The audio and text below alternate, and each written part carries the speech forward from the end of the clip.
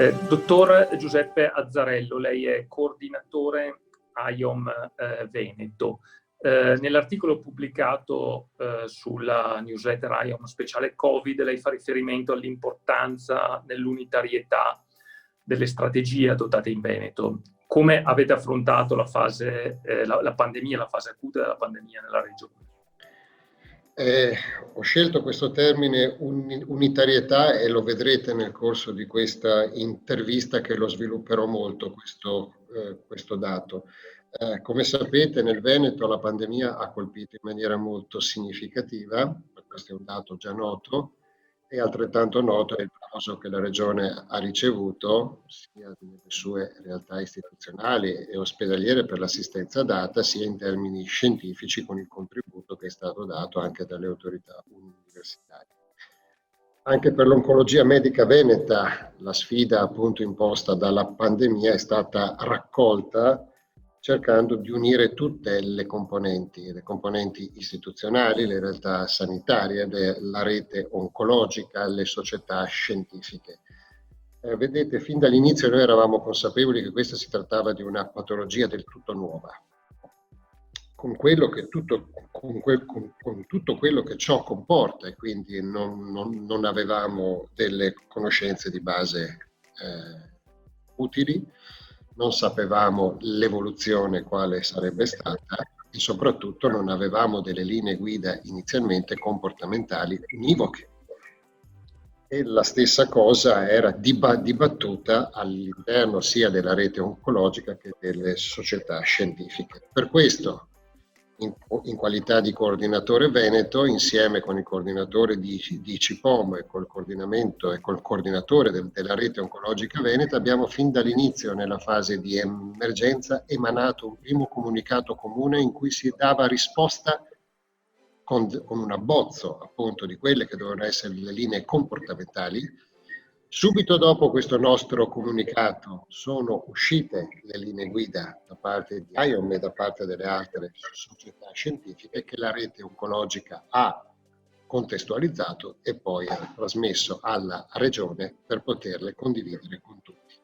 Quindi un grande sforzo unitario subito, anche quando le conoscenze non erano ancora così forti come le abbiamo ora. E vi devo dire però che questo percorso unitario non è stato privo di difficoltà. Il tiro l'abbiamo dovuto riaggiustare in fasi e in tempi ristrettissimi, anche nel giro di pochi giorni.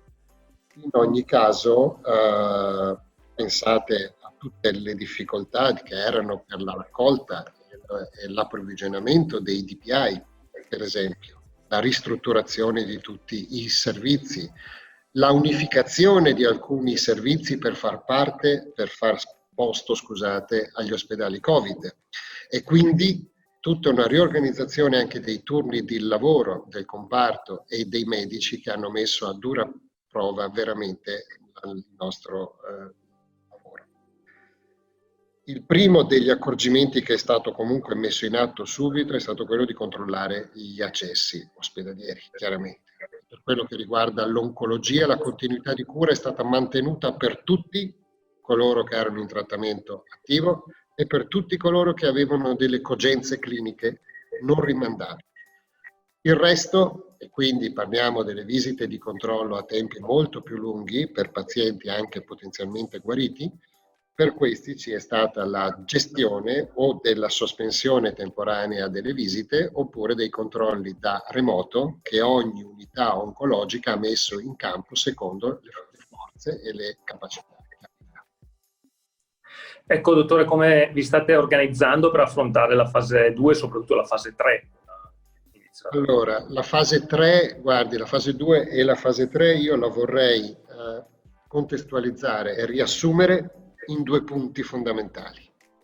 Uno è lo sviluppo di importanti innovazioni nel campo della medicina con il controllo a distanza, quindi la cosiddetta telemedicina.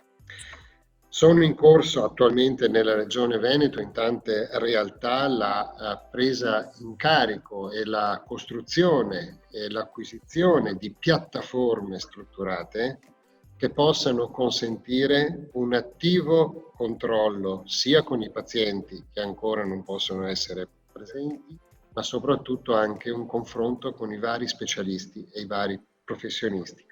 Credo che l'acquisizione di queste tecniche sarà veramente un tesoro che verrà poi mantenuto anche nelle fasi post-emergenziali e saranno un motivo di acquisizione tecnologica che potrà portare un beneficio e un aiuto agli oncologi che oggi sono impegnati, che dovranno fare un grosso sforzo per recuperare tutto ciò che è stato sospeso di quello che le dicevo prima.